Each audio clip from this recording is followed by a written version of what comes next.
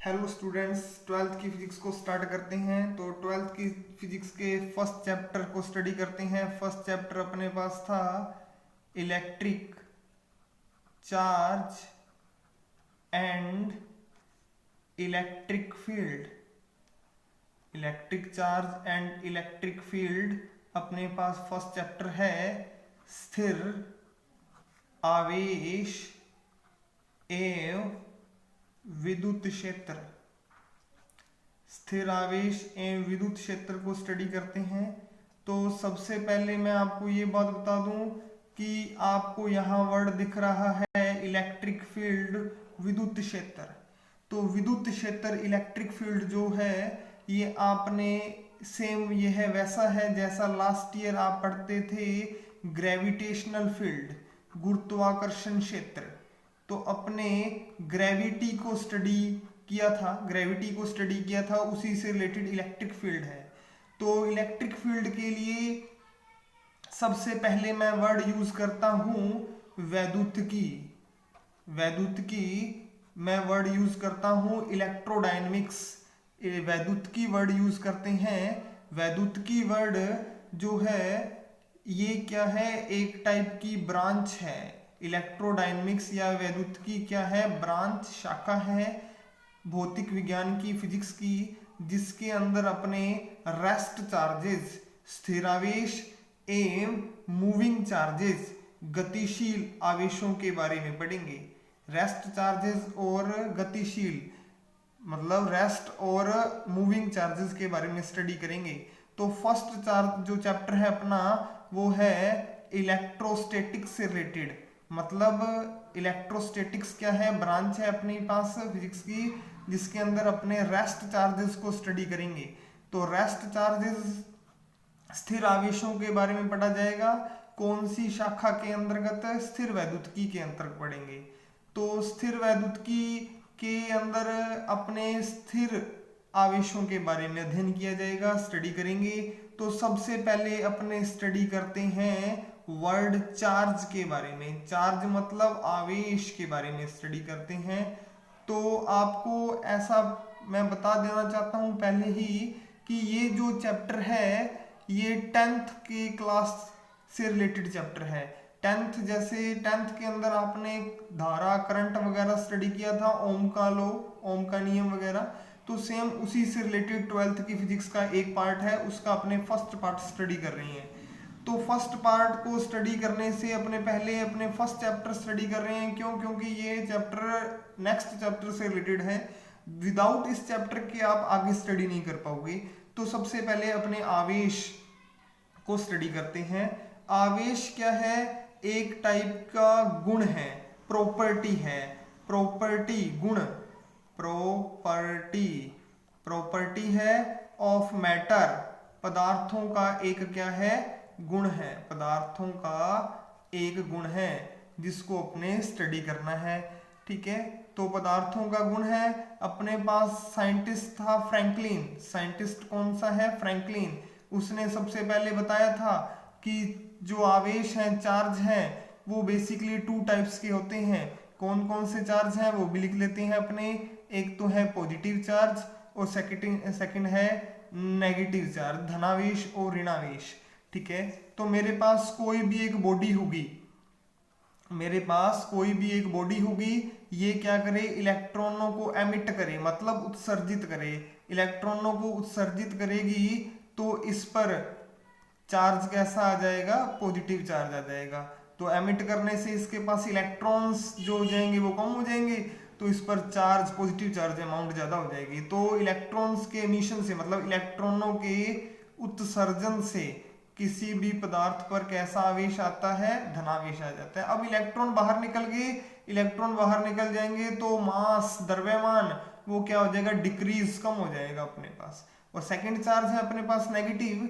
कोई भी बॉडी है मेरे पास, ये क्या करे, इलेक्ट्रॉनों को गेन करेगा। तो ये क्या करेगा, इलेक्ट्रॉनों को कलेक्ट कर लेगा।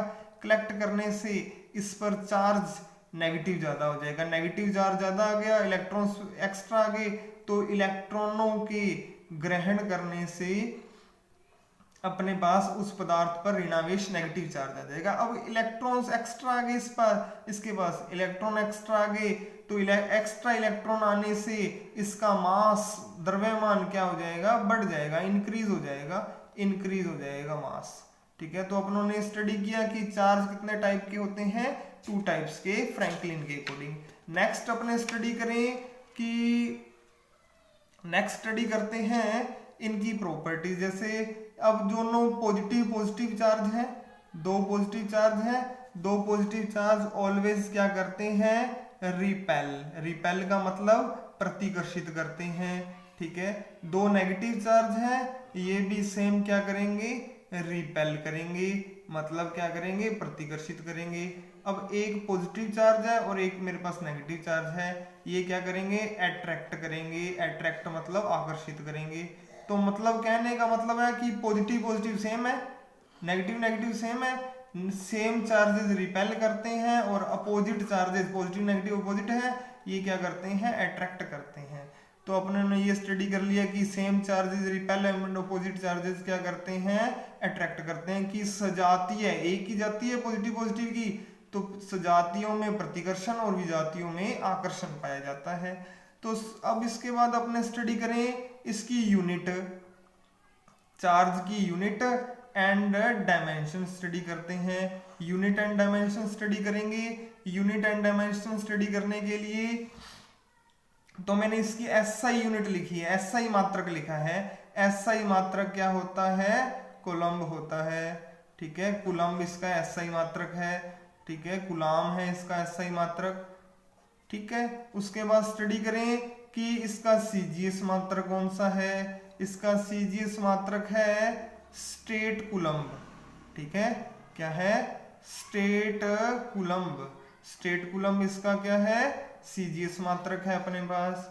ठीक है, उसके बाद नेक्स्ट अपने स्टडी करें कि स्टेट कूलम्ब इसका सीजीएस मात्रक है। अब अपने को ये पता होना चाहिए कि 1 कूलम्ब के अंदर कितने स्टेट कूलम्ब होते हैं।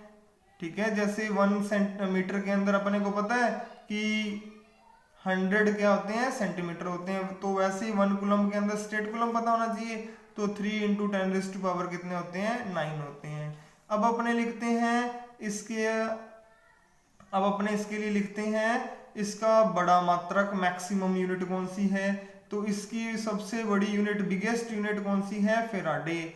तो 1 फेराडे के अंदर 96,500 कूलम्ब चार्ज होता है। अब अपने लिखते हैं स्मॉलेस्ट यूनिट लिखें इसकी। तो स्मॉलेस्ट यूनिट कौन सी होती है, स्टेट कूलम्ब। ठीक है, स्टेट कूलम्ब कहो या इसको क्या कह सकते हैं अपने, स्टेट कूलम्ब कह सकते हैं या फ्रैंकलिन कह सकते हैं। ठीक है, तो 1 कूलम्ब के अंदर मैंने अभी बताया ही है 3 × 10⁹ फ्रैंकलिन लिखो या स्टेट कूलम्ब लिख सकते हैं अपने।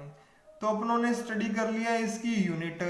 अब अपने स्टडी करते हैं इसकी डायमेंशन स्टडी करते हैं।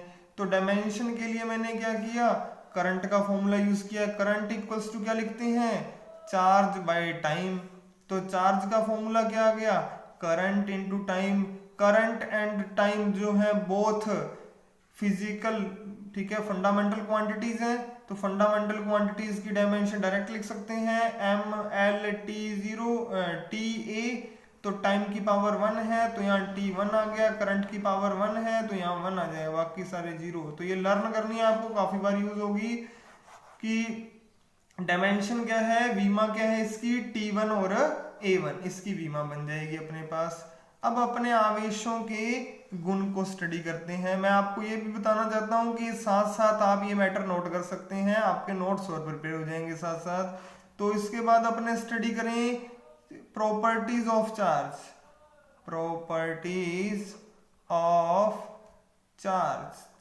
की प्रॉपर्टीज स्टडी करते हैं।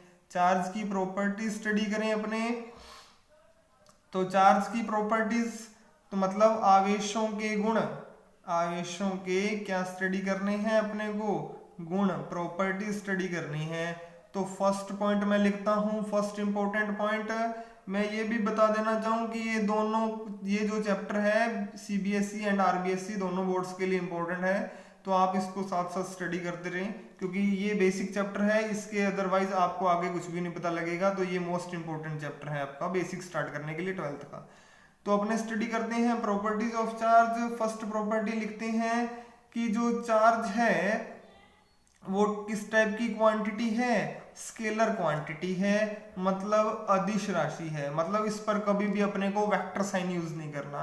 वेक्टर साइन यूज नहीं करना मतलब कोई भी बॉडी है वो इलेक्ट्रॉन्स को एमिट करे या गेन करे, तो गेन या एमिट करने से उसकी डायरेक्शन नहीं पता लगती अपने को, मतलब किस पोजीशन से वो रिमूव हुआ है, तो किस टाइप की क्वांटिटी है, स्केलर क्वांटिटी है। सेकंड अपने पॉइंट स्टडी करें ये एडिटिव प्रॉपर्टी को। एडिटिव प्रॉपर्टी मतलब योज्यता का गुण, एडिटिव लॉ को फॉलो करता है। फॉलो कैसे करता है कि कोई भी बॉडी है अपने पास, इसके अंदर चार्ज है +Q1 -Q2 -Q3 +Q3 and -Q4, तो टोटल चार्ज लिखें। टोटल चार्ज क्या बनेगा, सिग्मा। सिग्मा मतलब एल्जेब्रिक सम ऑफ चार्जेस क्या बनेगा, +Q1 -Q2 +Q3 -Q4, इस टाइप से बन जाएगा। तो ये क्या है, टोटल चार्ज जो है वो एल्जेब्रिक सम के क्या है, इक्वल। एल्जेब्रिक का मतलब होता है पॉजिटिव साइन है तो पॉजिटिव यूज करना है, नेगेटिव है तो नेगेटिव यूज करना है अपने को। तो अपन ने 2 पॉइंट स्टडी किए किससे रिलेटेड, चार्ज की प्रॉपर्टी से रिलेटेड। अब नेक्स्ट अपने स्टडी करते हैं कि जो चार्ज है, चार्ज वो कंजर्वेशन रूल को क्या करता है, फॉलो करता है। चार्ज कंजर्वेशन मतलब संरक्षण के नियम को फॉलो करता है। संरक्षण मतलब कोई भी बॉडी पर चार्ज है वो अपने क्या कर सकते हैं, एक बॉडी से दूसरी बॉडी तक ट्रांसफर कर सकते हैं, ठीक है, उसको अपने डिस्ट्रॉय नहीं कर सकते, ठीक है। तो कंजर्वेशन रूल को फॉलो करता है। नेक्स्ट अपने स्टडी करें, 4th पॉइंट है, मोस्ट इंपॉर्टेंट पॉइंट है बोर्ड से एग्जाम से रिलेटेड, ठीक है, क्वांटाइजेशन ऑफ चार्ज। मतलब चार्ज जो है वो क्वांटाइज्ड क्वांटिटी है। क्वांटाइज्ड का मतलब क्या है, क्वांटीकृत का मतलब क्या है। जैसे आपने स्टडी किया होगा 10th में, एनर्जी क्वांटाइज्ड क्वांटिटी है, क्वांटीकृत राशि है, ऊर्जा क्वांटीकृत राशि है। क्वांटीकृत का मतलब क्या होता है कि एक फिक्स अमाउंट बाहर निकलेगी, एक फिक्स राशि बाहर निकलेगी। जैसे कोई भी बॉडी है वो 1 इलेक्ट्रॉन एमिट कर सकती है, 2 इलेक्ट्रॉन एमिट कर सकती है, 3 इलेक्ट्रॉन एमिट कर सकती है, हाफ इलेक्ट्रॉन एमिट नहीं कर सकती। तो कोई भी बॉडी पर चार्ज Q वो क्या है, इलेक्ट्रॉन के चार्ज के इंटीजर मल्टीपल के क्या होता है, इक्वल होता है। मतलब कोई भी बॉडी का चार्ज है वो इलेक्ट्रॉन के चार्ज के इंटीजर मल्टीपल के इक्वल है। तो यहाँ E क्या है, charge on electron, charge on electron. Electron का चार्ज क्या होता है 1.6 × 10⁻⁻19 कूलम, ठीक है। N है इंटीजर, इंटीजर मतलब पूर्णांक, ठीक है। इलेक्ट्रॉन का चार्ज लिख दिया मैंने, ये इंटीजर है, इंटीजर मतलब पूर्णांक। पूर्णांक क्या होते हैं 1 2 3 4 सो ऑन, इस टाइप से मूव करेगा। ये यहाँ चार्ज लिखा है Q, ठीक है। तो यहाँ प्लस माइनस साइन और यूज करते हैं। प्लस का मतलब होता है इलेक्ट्रॉनों का उत्सर्जन, ठीक है, एमिशन ऑफ इलेक्ट्रॉन, इलेक्ट्रॉन का उत्सर्जन, एमिट करेगा मतलब, तो एमिट करेगा तभी पॉजिटिव चार्ज आएगा ना। और नेक्स्ट है माइनस, माइनस क्या है, इलेक्ट्रॉनों का अवशोषण मतलब एब्जॉर्प्शन ऑफ इलेक्ट्रॉन, इलेक्ट्रॉन को गेन करेगा तो नेगेटिव चार्ज आ जाएगा इस पर, ठीक है। तो यहाँ प्लस माइनस साइन और यूज किया जाता है। नेक्स्ट है 5th अपने पॉइंट स्टडी करते हैं। 5th पॉइंट क्या है, जो 5th पॉइंट है वो अपने स्टडी करते हैं कि ये जो है चार्ज ये निश्चर राशि है। निश्चर का मतलब है इनवेरिएंट, इनवेरिएंट क्वांटिटी है। इनवेरिएंट का मतलब क्या होता है कि या मेरे पास एक इलेक्ट्रॉन है, इलेक्ट्रॉन को मैंने मूव करवाया, ठीक है, इलेक्ट्रॉन को मैंने क्या किया, मूव करवाया है। इलेक्ट्रॉन को मूव करवाने से, तो इलेक्ट्रॉन को मूव करवाया है, इलेक्ट्रॉनों को मूव करवाए तो चार्ज कितना होगा 1.6 × 10⁻⁻⁻ कूलम -19 कूलम। और यदि रेस्ट कंडीशन पर है, इलेक्ट्रॉन रेस्ट कंडीशन है तो भी चार्ज सेम रहेगा, और मूव करे तो भी चार्ज सेम रहेगा। तो चार्ज पर कोई इफेक्ट नहीं पड़ता। चार्ज चाहे मूविंग स्टेट में है, चाहे रेस्ट स्टेट में है, चाहे स्थिर अवस्था में है, चाहे गतिशील अवस्था में है, उसकी वैल्यू, उस पर का मान सेम रहता है, कभी भी चेंज नहीं होता है, जिसको अपने स्टडी करते हैं इनवेरिएंट निश्चल राशि है। ये इंपॉर्टेंट पॉइंट है ये भी। और नेक्स्ट कि ये फ्रेम पर डिपेंड नहीं करता। फ्रेम मतलब निर्देश तंत्र पर डिपेंड नहीं करता। चार्ज को जिस मर्जी निर्देश तंत्र में रखो उस पर कोई डिपेंड नहीं करेगा, उसकी कोई डिपेंडेंस नहीं है। तो अपनों ने स्टडी किए ये प्रॉपर्टीज में मैंने आपको बता दिया क्वांटाइजेशन ऑफ चार्ज और इनवेरिएंट मोस्ट इंपोर्टेंट है एग्जाम्स के रिलेटेड अकॉर्डिंग। और नेक्स्ट अपने स्टडी करते हैं चार्जिंग। नेक्स्ट अपने क्या स्टडी करते हैं? चार्जिंग। चार्जिंग मतलब आवेशन। तो कोई भी बॉडी है न्यूट्रल बॉडी, उदासीन, ठीक है, इस पर मुझे क्या लाना है? चार्ज, आवेश लाना है। आवेश लाना है तो आवेश लाने की प्रोसेस क्या है? आवेशन स्टडी किया जाता है, ठीक है। तो आवेशन स्टडी करते हैं। आवेशन के बेसिकली 3 मेथड्स हैं, फर्स्ट, सेकंड एंड थर्ड। आवेशन के बेसिकली 3 मेथड्स हैं, ठीक है। फर्स्ट मेथड है अपना बाय फ्रिक्शन। फर्स्ट मेथड कौन सा है? By friction method. सेकंड है बाय कंडक्शन और थर्ड है बाय इंडक्शन। तो 3 टाइप के मेथड है। Most important induction and conduction methods हैं, एग्जाम में काफी बार आते हैं। फ्रिक्शन मतलब घर्षण विधि, सेकंड है संपर्क विधि या स्पर्शीय विधि, ठीक है, या चालन द्वारा आवेशन, और नेक्स्ट है अपने पास लास्ट प्रेरण विधि, ठीक है। तो ये मोस्ट इंपोर्टेंट है। तो जिसको अपने इन तीनों मेथड्स को अपने नेक्स्ट वीडियो में स्टडी करेंगे, तो आप मेरा ये चैनल जरूर सब्सक्राइब करें। Thank you.